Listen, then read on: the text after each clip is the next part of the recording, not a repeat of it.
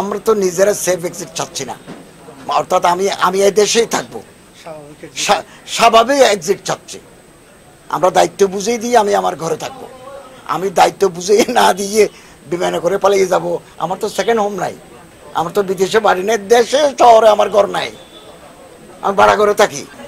আমাদের সরকার, আমাদের মাননীয় প্রধান উপদেষ্টা প্রফেসর ডক্টর মোহাম্মদ ইউনূস সাহেব একেবারে ক্যাটেগরিক্যালি ঘোষণা দিয়েছেন এবং বারবার এটা আমাদের প্রেস সচিব শফিউল আলম সাহেব রিপিট করছেন যে ফেব্রুয়ারিতে নির্বাচন হবে এবং নির্বাচনে যত প্রয়োজন আমাদের লোকবল, ল এনফোর্সমেন্ট এজেন্সি, প্রশাসন সবার সাথে যোগাযোগ আছে এবং আমরা এভাবে এগুচ্ছি।